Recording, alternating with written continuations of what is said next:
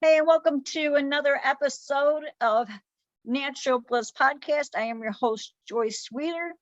You're going to want to go by the site. You know, summer's coming up, and I've got the soothing salve. Comes in two sizes, a 2 ounce. No, take that back. Yeah, it is a 2 ounce, which is perfect for putting in your diaper bag or your purse, or you're the sportsman. It's great for putting in your tackle box or whatever you have. And then there's the 4 ounce salve. So that's bigger and that's good for keeping around the house. And you're going to want to have that, keep it around the house, because everybody who buys it, their family comes over and it's like, where's that salve? Where's that salve? So, and it's great to have on hand. It's great for insect bites, great for rashes, just about anything. The only thing you can't use it for is you can't use it on an open wound because it contains comfrey, which regenerates skin cells very quickly and it will seal the infection inside. So to combat that, I've got the Soothing Cleanse, which is kombucha infused with plantain. So kombucha goes ahead and regenerates skin cells very quickly also. And the plantain will help to get any infection out. There's a few drops of tea tree oil in there, which is a great antiseptic. So you're going to want to have those two products in your arsenal come this summer. So go on over to heavenlybodieswellness.com and get you some right now. So today we have with us Jessica King, and Jess is a fully clairvoyant medium, intuitive coach, master's level, and multiple modalities of energy healing. She's ordained in faith, having spent nearly her entire lifetime practicing and learning the extent of her gifts. Jessica, welcome to the show. Hey. So tell us, how did you get started on this path? Not by choice is what I always like to say. It was, but I wouldn't trade it for the world. I have seen and communicated with spirits since I was, as long as I can remember. My, I guess, first experience was all the way back to around 2 or 3. Wow. And after that, I just kept opening and closing the gift off, because it, of course, was not something that was easy to accept, especially with my Southern upbringing. So it was not really something that I had a support system for. But when I went through what is known as the dark night of the soul, and it's just a series of events that turn your life upside down, the blinders came off and it was no longer really a choice. So, and that was a little over 10 years ago. That actually was when I fully had to just start kind of accepting the gift fully, and not being able to really kind of close myself off. But I still was what I call a closet medium at that point. So I only would deal with what I had to, and I would only help people that it was comfortable for me. And till Spirit said that wasn't good enough either. Did you ever tell your family about this gift? That was, that was part of, I guess, what closed it down for so much of my life, was because I was told that I had an overactive imagination, and that I didn't really see what I was seeing. And so that was a really hard thing for me to understand. And then, of course, when it transitioned into, it wasn't just that I had an overactive imagination, it was that's not of God. And so then it was just, I battled so long with spiritual turmoil. So you're in the South, so you were basically raised in the church. Am I correct? Absolutely. Every time the doors were open, yes. Every time the doors were open. So that would have been a Wednesday and Sunday, twice on Sunday. Right. Yes. And of course, if there was any other events that were going on. So yeah, very much so. And what about your friends? Did you ever talk to your friends about this? Was there anybody close to you that you felt comfortable sharing about this gift? I would talk some about it, but I still didn't even talk much about it, just because it was so, I didn't know how to access it. I didn't know how to tap into it. I didn't know even what I've actually looked back and realized is there was a lot of times that I was actually tapping into messages, even when I was talking to them, and I didn't even realize what I was doing, because it was just so, out of control, and I didn't know when it was going to come and when it was going to go and what I was getting. I didn't know how to decipher spirit. Got you. So what about your current family situation? Well, everybody knows mentioned- now because there's no hiding it at this point. So how is that? Do you bring like your spirit friends with you and introduce them to the family? Yeah. Well, the ones that still talk to me, absolutely. So, it is, it's not been accepted and embraced by all, but I finally had to come to the place where it was where I found my peace. And more than anything, it was more beyond even just me finding my peace. I found more peace helping others find their peace. Right. And through that, it offered so much healing for my own soul that I didn't care anymore. Who knew? So tell us some of the things that you encountered while you were a child, outside of, you mentioned spirits. Yes. A lot of it would be, so I would have what I would call, I guess, lucid dreaming. So I would have dreams that were prophetic dreams, or I would have dreams that were very real, and they were dreams that were so powerful at very young ages that I remembered them into my 30s and 40s and did not even understand I didn't understand what they meant until some of them in my mid 30s. It took me that long to figure out, which I thought that was kind of a cool joke on Spirit's part to give me a dream that I was still trying to decipher 30 years later. But it worked out because it was such a powerful dream that I never forgot. Right. And so I got lots of messages that way. I would also encounter not just, I guess I would see a lot of the guides and also different beings that would come around. Predominantly, I guess the one that was the most frequent for me in my earlier years was an Indian chief. He is my spirit guide that's been with me since birth. So, but he scared the bejesus out of me because he was in full Indian headdress and he carried a hatchet. So that's alarming. Oh, geez. Yeah, I think I'd be scared too if I woke up and saw an Indian standing over me with a hatchet.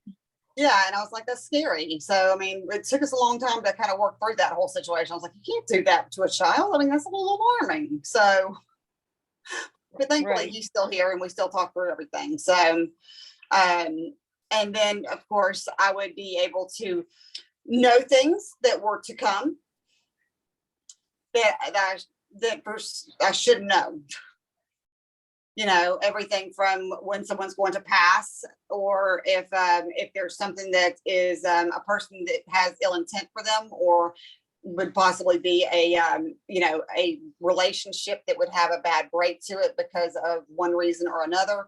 There was just information that I would get, but I didn't ever understand why I knew it or how I knew it. I just knew it. So it's not like you had a dream or received messages, because I received messages in my head. It's not an audible voice. It's just I get this message. So is that what happened with you?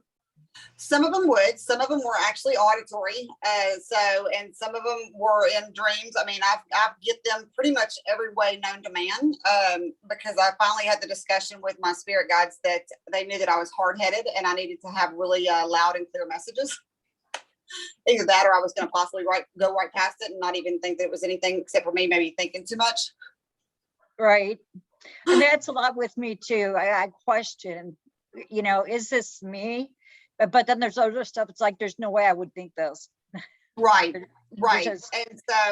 that's what I think is the most interesting thing, when people come to me for like intuitive coaching is they're like, I just get these voices in my head and it tells me, and they're like, but it's my voice. And I'm like, but see, that's the thing is that's your higher self. It's, but it's learning when it's your higher self so that you can connect and realize, that that's the right message and you got to follow it. And so my agreement with them is that I would follow it with blind and unwavering faith.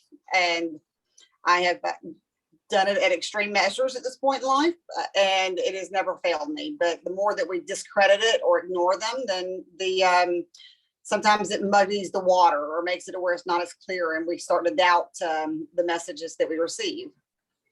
Right. Well, you had kind of like stifled this gift in your early Absolutely. years. And on your website, on your about page, it said that it actually took an abusive relationship for And you a death of my father and a menagerie of other traumas. Yes. So why did those situations encourage you to tap into your gifts and to learn more about them?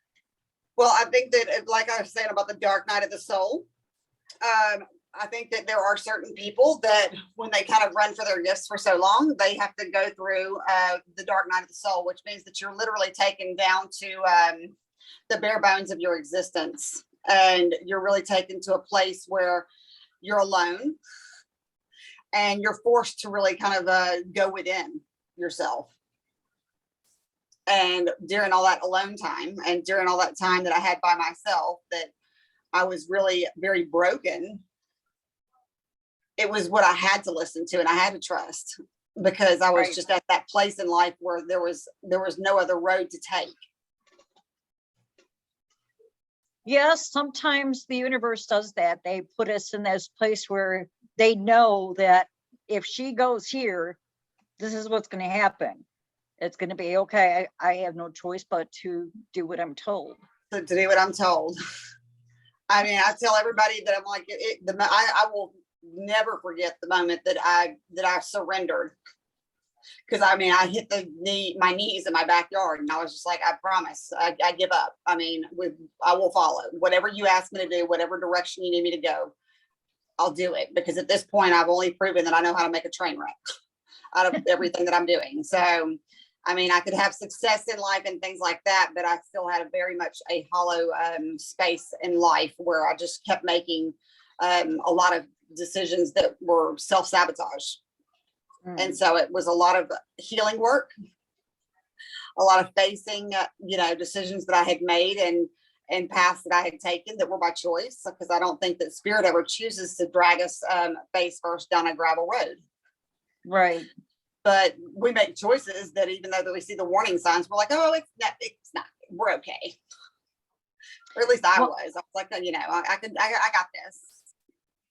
I didn't have it. Right. Well, I know with me, I don't do tarot cards, but I do oracle cards.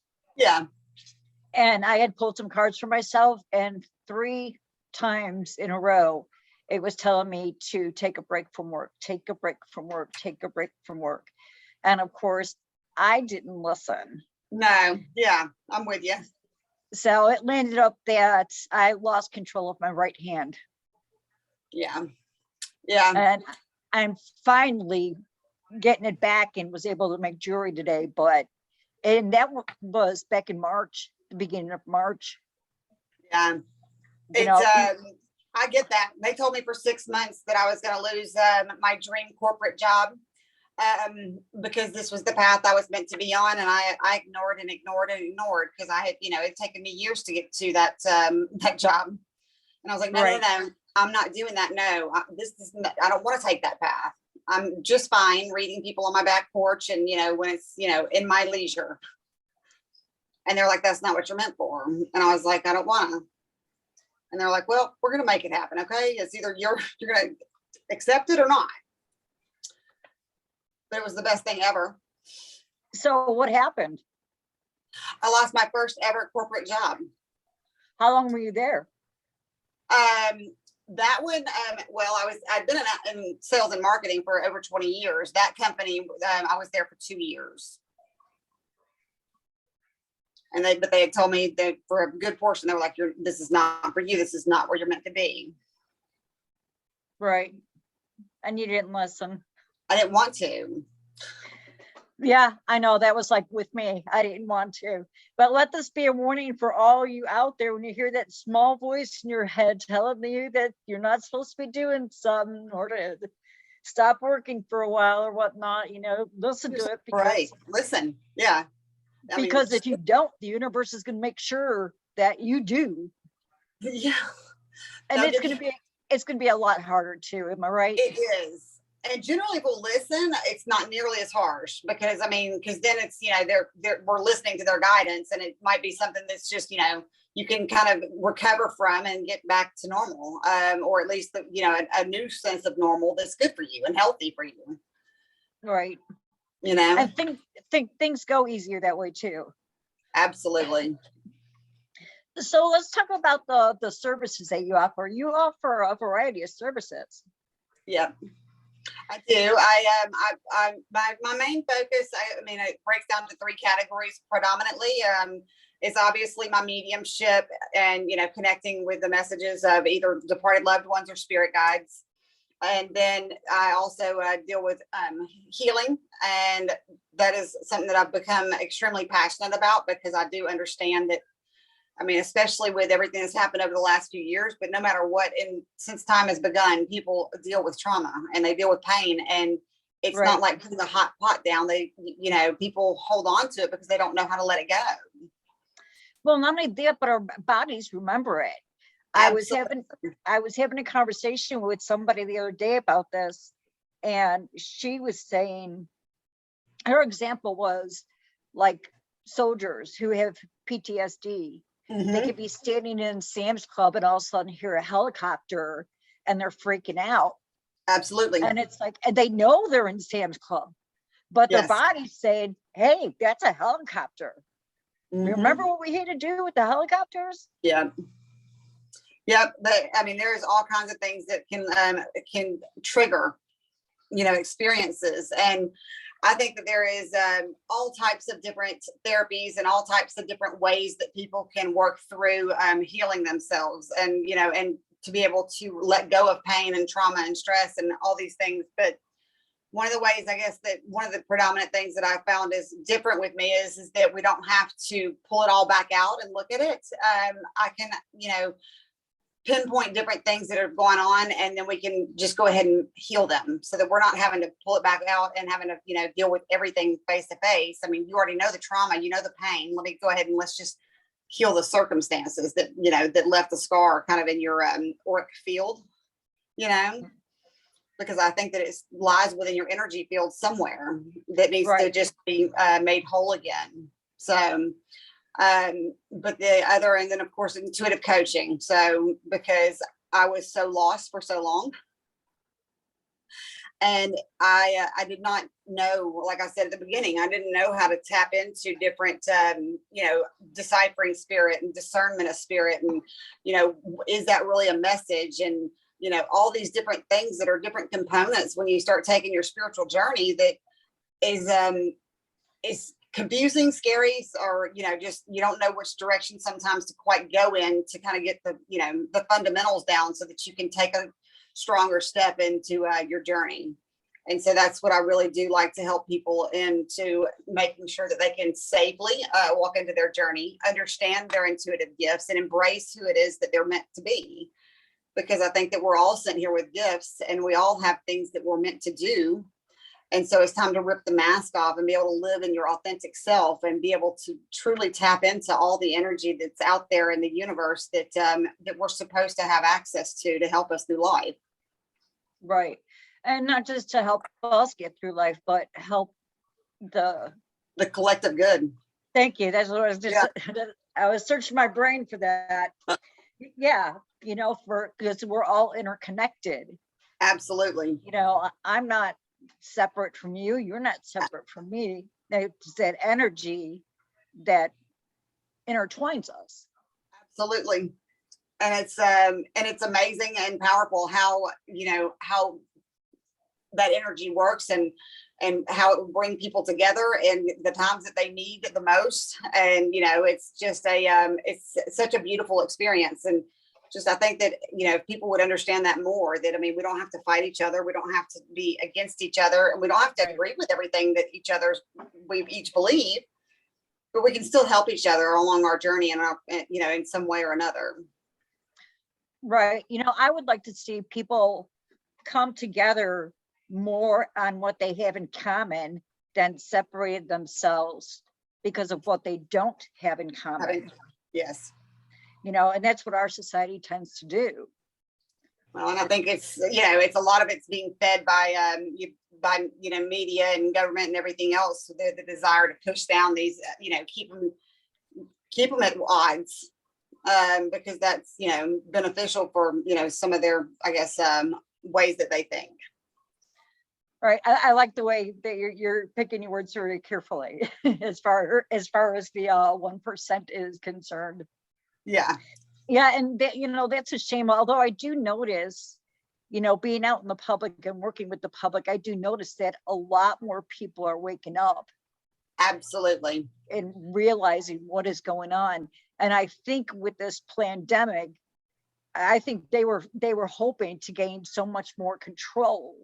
And instead, I think they just freaking opened up a can of worms, and so many people are going, "Oh, I see what's going on." Yep. I see it now. They're seeing more clearly, and I agree. And that's the interesting thing, because I did go back into corporate after I got put on this path for my business. After I was I had my business for about a year. I did have the doors open up in a line for me to go back into corporate, into a really nice company that I enjoyed for a good number of about 5 years. And then COVID hit, and my job was eliminated at that point. But when they put me back on this path, I was like, look, if this is the second time, if this is what, and they were like, there's a plan. And I was like, as long as there's a plan, because I don't want to be out here, like the Wild West, and I need y'all to make sure that I'm okay, because I'm not going to stress over life anymore. And it's been a gorgeous plan. So it is the way it continues to unfold. And you're right, more and more people are waking up, and I'm finding them in some of the most interesting places in Blaze, and it's I'm glad to see it. And it's all levels of people. It's right. Yeah, totally. I'm seeing it from the late teens into people in their 70s. Yes. It's just all across the board. I don't see just one group of people waking up. No. There's a range. Yes. A huge range. I think the sad thing is, though, is one thing I'm hearing, tell me if you're hearing this, is that a spouse is awake, but the other one's not awake, and they don't want to hear anything that the awakened spouse has to say. I hear it from some. It's been interesting because of that does seem to cross my path. Not as much as it was, but it was crossing my path pretty regularly. And I was like, even though they may not hear what you have to say, I said, you have to at least be honest with them about who you are. Right. And I was like, so, and if y'all are meant to be, then things will align and it'll all work out. And it doesn't mean you have to shove it down their throat, because then that's literally just putting you into the same place as, some of the either religious beliefs or even some of the governmental beliefs that, I'm going to shove my belief system down your throat, and you're going to believe it too. They don't have to believe it. That's not what your relationship was founded on, but just there has to be an acceptance of it, and you can't hide in the dark. Right. Well, that's like, my kids, they don't believe in a lot of things I'm interested in. There's a couple of crackers that my husband left on the microwave. My son was asking me about them. I said, I don't know, I didn't put them there. He goes, oh, I thought maybe you put them there to help the fairies to keep the evil spirits away. He was mocking me. Well, the fairies could like the crackers, so hush it. Do what? What'd you say? I said, well, the fairies could be happy about the crackers, so don't give them any grief. So then I was telling him, I said, no, but I did give the fairies some honey during the winter time. And he was like, you're kidding, right? This is a joke. And I'm like, no, I did. I gave it to them. And obviously it wasn't cold enough here, because the honeybees went into it and they got stuck and they died. And it was horrible. Oh. I was like, no. That was not the plan. No, and the thing was, it was winter, and yeah, we have mild winters, but still, the bees should not have been active. No, not at all. And I get that. My son's 13, so it's you know, and the running joke is that he actually was he had a preference that I would tell people that I was a prostitute, because it was easier for him to explain than what I do. He's gotten over that, but yeah, that's still the running joke. And I was like, seriously? And he's like, I mean, it's easier to explain, Mom. And I was like, oh my gosh. No, buddy. I prefer not but that's even like with everything that I'm awake about. You know, my daughter and my oldest son kind of sort of, you know, feel me, but then they're the ones who told me about certain things. You know, I'm like, Yeah. wait a minute, you told me about this stuff. I looked into it. Now you're telling me I'm crazy? Really? Nothing. I haven't had to deal with that, but he's channeled messages since he was 2. So and he has got the same thing as I do. And when he chooses to tap into it, it is insanely powerful. But he just is at that age where he's still trying to work through that. But when he wants it, he'll tap in, and he can tap in extremely hard and in mind-blowing ways. So, but it just does it at his own discretion at this point in life. How old is he? 13. And is he your only child, or do you have more? Oh, yes, he's enough.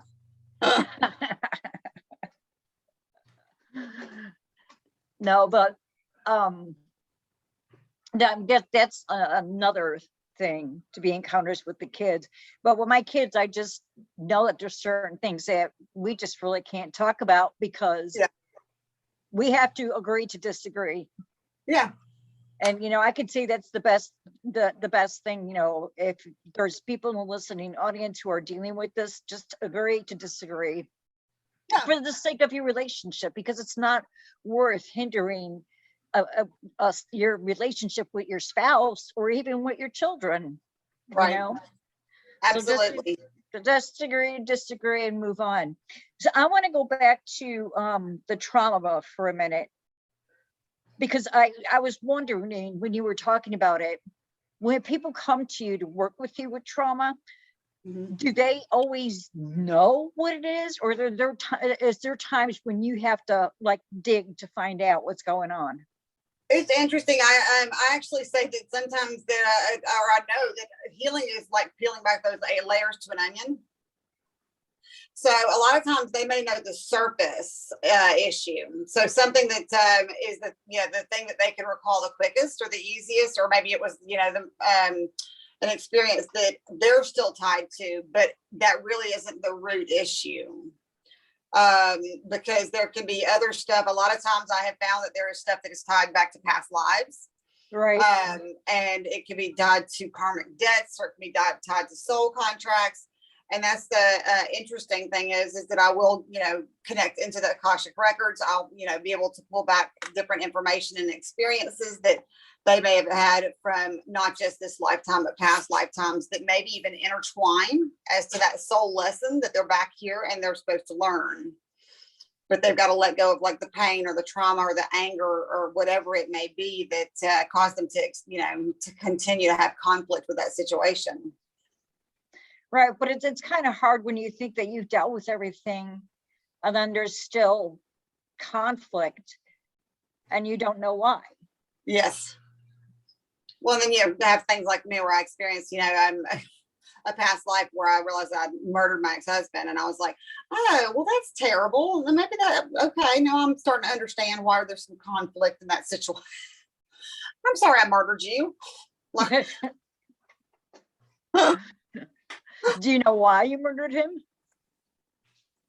That I cannot guarantee. From what I understand, from what I have gathered, it was an adulterous affair. Yeah. Do you know what year that was? What time period? I do. It was that was very clear. It was 1910. So I had talked to one person and they believe that we come back into the same family. Yes. And that we're basically the same person. So you do have what I call a soul family. And they may not be blood relatives, but you do have certain people or a certain group of people that are you've lived more than multiple lifetimes with. I've had one that from this lifetime that when I re-experienced them, I had I connected it back to the 1850s, and maybe around, it was 1830 to 1850 time frame that I'd had another a couple of other lifetime experiences with this person, and I was like, I'm not doing this anymore. I'm breaking this agreement, and I'm not going to help you through this anymore, because I've helped you through it multiple times, and you've just not even, it's been a painful situation, and I'm the one that gets treated poorly for trying to help. Right. And so I was like, so I'm breaking that now, and I'm not going to have that continue on for me. But that's not something that most people will be like, what? Did you see that series, Witches of Eastwick? I have not. I've heard it was good though. Yeah, it was. I had watched it, but they had something like that because they were cursed to continue living. Yep. You know, so they were living in a time, and one of them, what you were talking about, that's what happened to her. Mm-hmm. And she was just like, no, I'm not doing this with you anymore. Forget it. Yeah. And the interesting thing was, yes, in that lifetime I was a witch, and I was I mean, the vision that I got, I was standing around a cauldron. I was in the middle of the woods. So it was a very interesting and very profound experience. I mean, and even though we didn't look the same, I still knew it was us. And I was like, and then when I was told it was our fourth lifetime, I was like, no, I'm done. Yeah. I've gone above and beyond. 4 lifetimes, we're good. Well, you know what they say, once a witch, always a witch. Absolutely. And that was a series too, about a young witch who was, it was during the witch trials in England, and she was to be burned, and she was given some words to say, and she transported into the current time. Oh, that sounds interesting. It was, you know, it was kind of cheaply made.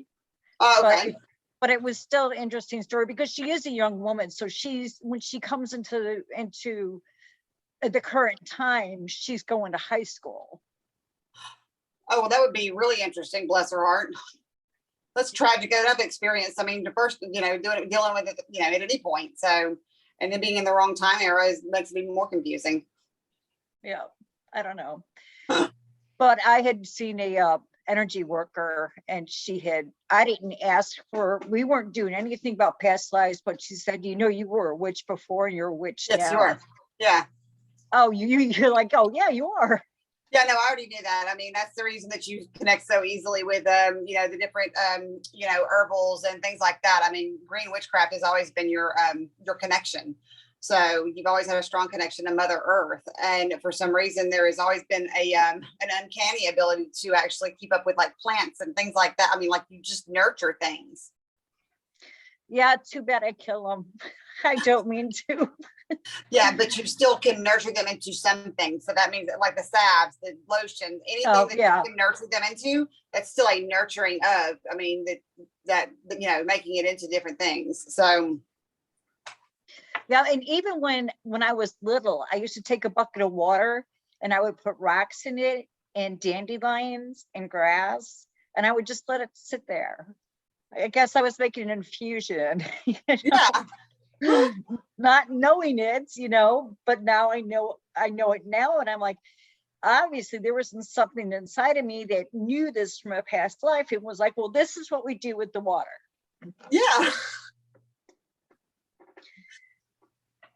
So do you help, you said you help people with past lives too, to get past that with drama? Well, what if somebody just wants to know about past lives? Can they come to you for that? Absolutely. I have a session that I call it Divination and Spirits, where I literally am just connecting to the Akashic records and their guides, and can give them some information about their past lives. That's only a half-hour session. I mean, so it's a very quick one, so you don't get a whole bunch of details, but you will get some. or in a mediumship session that's an hour where I can connect and give, further details into those situations. I don't do any sort of past life regressions or anything, but that's because I'm not going to put you into a meditative state. I'm just reading your Akashic records to be able to actually get you the information. Right. Yeah. So do you ever have somebody come to you who wants to know who their spirits are? Or better yet, you ever have anybody come to you who's a non-believer and they're just coming to test you? I don't have it as much anymore. But I have had a few people that have, especially back when I first started, and I did a bunch of lives on my Facebook business page at that point. And it was really honestly just to share messages with people and let people see the type of messages that I would get. Because I know that there are a lot of people in this industry that claim things that they couldn't do. And so, and I would have people that would pop in those. And I was blessed enough to have some great people that wrote reviews that said I wasn't a believer until I met Jess. And I was like, honestly, I don't need you to believe in me. I'm just a conduit, and I'm just being a willing vessel. But I'm grateful that it opens their eyes to the spirit realm, and to that there is something out there greater than just what they were thinking was out there. Right. And I talked to somebody earlier today, and it was a friend of theirs, their mom had gifts and the family knew about them. Her son did not believe in it. And as a matter of fact, he told her that when I passed, don't be doing any of this mumbo jumbo at my funeral. Well, it landed up that she passed a month before he passed. And then when he did pass, he had a hard time going wherever he was supposed to go because he didn't believe in anything. Yeah. So it was a good thing that mom was there because she was able to guide him to pull him on over. Yeah, wherever he needed to go. Yeah, so, because that's the sad part is so many of those get lost, or they stay earthbound or trapped, and that's it's not a place you want to be in the spirit realm. It's not a safe place. So what do you think happens when we die? Do you think we go to heaven? Do you think we go to another dimension? Is it just nothing but darkness? Is it Absolutely whatever? not darkness. No. I mean, like sleeping. Is it just going into a deep sleep, never dreaming, never waking up, and you're totally oblivious to that anything has even happened? Yeah, there is a whole nother world and experience out there. You can call it heaven, you can call it another realm, you can call it whatever you want that makes you happy and feel at peace. But it is, we will be met with, our with the archangel, and they will, ask, to cross us over and take us over. There is a time where we will have a accounting for how we achieved, what we were sent here to do. It's not a long process, but there is, you're going to have that time where you're going to kind of say, hey, this is what you're sent here to do, and this is what happened, and this is how, it all went. And then you go through a healing space where you truly are meant to heal a lot of the stuff that you went through during that time. And you can be put into tasks and jobs and things like that, but they're not like the jobs here. I mean, it's, I've seen a lot of them that have been transitioned into guides. They've been, some of them had to stay through deep healing experiences where they really did have to just spend a lot of time healing the stuff that they've held on to and not been able to learn the lesson for.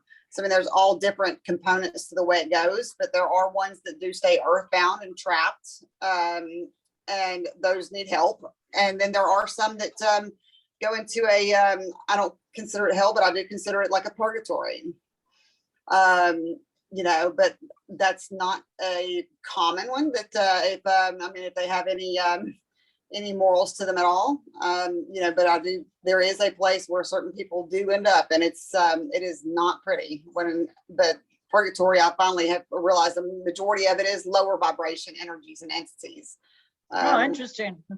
Yeah, they're generally just angry ones, but it's not. I think that the majority of the people that are in purgatory are staying right here on earth. and their spirits, so they're stuck. Gotcha. So if we go through a healing process when we pass, Mhm. then how come we're dealing with garbage from previous lives? Well, it just honestly depends, because you do also have set up you set up that lessons that you want to learn. A lot of them will be tied to those past life experiences, things that you may have either struggled with or that you battled with in another life. And so there will still be that energetic tie that will still, you have that time where that's addressed as to that's why you're going to go through this here, so that you can move forward. So there is still a tie, but I mean, even though you do heal, it depends on what the circumstances were and what you chose to come back to face. And then it stinks too, because our memory is wiped clean. Absolutely. So we come back dealing with some bullshit that we can't even remember. For most people, that is very true. You know, you know, you find some of those that you see those amazing stories where, you know, they maybe have, you know, you see these children that have like these uncanny gifts that, you know, and they have strong recollection into different time frames and experiences and things like that. And I think a lot of times what happens though is in their very early years, those very fundamental and years where they can still recall it very easily, it's discredited or it's discounted as you have that overactive imagination. So that time frame where you could connect to it the quickest and the easiest, a lot of times, and I'm not saying it's parents are wrong, they're just dealing with what they can deal with. They don't know how to deal with that. When somebody says, you know, you know, I lived in England, or I was a, you know, emperor, and you're like, are you okay? Not everyone has that understanding of those different time frames and different, you know, acceptances of those time lives that they may have had. So that's when a lot of times it gets repressed or pushed back or not as clear anymore. But a lot of times they can remember them through scars, through birthmarks, through fears and phobias. Those are all very big inclinations of past lives. Yeah, one of my fears is drowning. Yeah. And I've never come close. And people, you know, I've had people try to figure out why I'm fearful of drowning. And they're like, well, maybe you saw something on TV and that scared you. And I'm like, no, I mean, this is just a real fear. And I did do a past life regression. Yeah. Yeah. And I was taken by the indigenous people, and I had made the chief mad, and he was trying, he was, I don't know if he was trying to drown me, but that's how it felt to me. Yeah. But I think I just really pissed him off, and he was just like, you know, I'm going to teach you a lesson, because I wasn't in deep water. It was like I was on the shore, but he was holding my head into the water. Yeah. You know, you also were on the Titanic though. How awesome is that? Please tell me I wasn't that Molly, what's her name? You weren't, but I mean, yeah, you were also on that Titanic, and that was your other fear for the yeah. Wow, that makes sense. So did I end up drowning? Yeah. Well, that sucks. Yeah, I know, right? I understand. That does suck. So. Well, I hope it was fast and quick. Actually, I don't think it was. And I think because that's like one of my fears is that drowning is a slow death. It is. It's not fast and quick. No, and it's, I mean, that and I completely get that. I mean, that and burning. I mean, oh my God. Being burnt to death, that's still, I mean, that's another one. I mean, that's not a quick one either, and that's painful as crap. So, right. Not too, I would want either one of those. So do you feel like you were tried as a witch in a previous life? Yes. And do you feel like you were burned? Absolutely. What about me? Absolutely. No, yay me. But you also in that lifetime, because you've had many lifetimes, but you were also waterboarded in that lifetime. Before I was burned. Yeah, they were trying to Well, get you to tell the truth at that point, but thankfully you didn't. You held strong. I was an herbalist. Right, and that's why you were like, I mean, what am I supposed to tell you? I mean, I'm like, I've got the mint and the and some, some rosemary and oregano's, and what are you talking about? Well, I think there was more to it than just the herbs, but that was that's what they needed to know.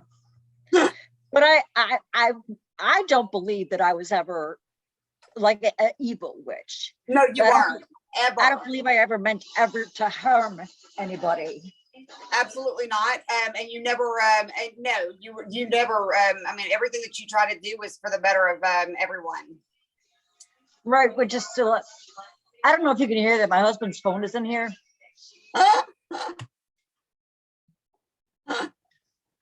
It's like, wow, really? Let me turn that down. Well, and that's still pretty much how I am right now. I just want to help people so that they can have a better quality of life.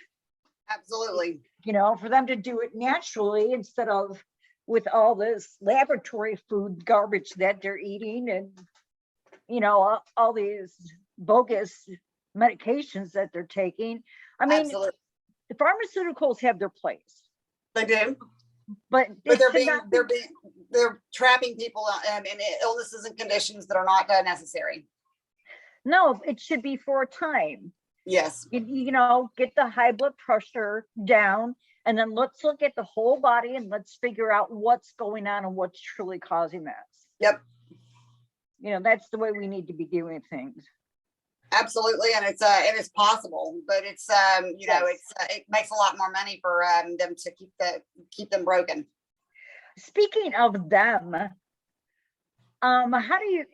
Because I feel like that the pandemic happened for a reason. I think that they thought they were going to plateau, but I feel like with so many people waking up, I think we'll end up shifting the energy into a better direction than what they wanted. Well, I think that a lot of it was people weren't listening anymore. They were, people weren't listening. They weren't hearing. They weren't, connecting to. They weren't getting the messages. And I mean, everybody was crying. I'm broke. I'm tired. I'm too busy. I'm exhausted. I mean, I don't have time for my family. I don't have time. All these things, and I think it was a forced. So I think it was a spiritual. I think it was a spiritual illness that came through, and it was to try and awaken people to what they've been running from themselves and their families and life, and truly living what they needed to live. That's an interesting thought, and I think a lot of people. I mean, being here in Louisiana, we got hit by Ida pretty good. Yeah. We had no power for 30 days. I mean, we had 2 generators, so we did, but not the full house. We didn't have internet for 50 days. But during that time, it gives you time to reflect. Yep. And time to think about things. Absolutely. And a time for more love and more gratitude, which of course are the 2 emotions that have the highest vibrational frequency that we can offer to each other and to the world. Yes. Well, we're about at the top of the hour. Excuse me. So Jessica, what would you like to leave the listening audience with?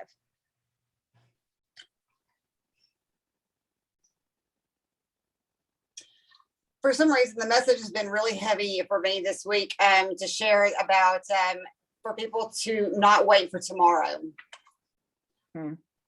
Quit waiting for tomorrow to make the phone call. Quit waiting for tomorrow to do something that it is that will bring your soul happiness and joy. Quit trying to segregating or going within yourself and almost imploding in your own pain and everything that's going on within yourself, because we're meant to reach out and we're meant to be with each other. We were sent here for a human experience, And that Right. human experience is sometimes it's just taking that time to be able to spend that time with friends and loved ones, and or just anyone that you know that can support your soul during this time. That's beautiful. Beautifully said. And if people want to work with you, where can they find you? Clairvoyantjess.com is my website, but I'm also on Facebook, Instagram, TikTok, Twitter. I mean, I'm everywhere on there. So, yeah, and I do also do a lot of I can do the readings on Thursday. So anybody that's interested, I always do free general reading messages that I post on Thursday. On my TikTok and on my Facebook and Instagram pages, which is just Clairvoyant Jess. So if you want to check those out, and then I generally will choose like 3 different topics, and then I'll do a read for each topic for the collective good. Nice. Well, Jess, I really appreciate you taking the time out of your day to come and be with us. It's been great having you here.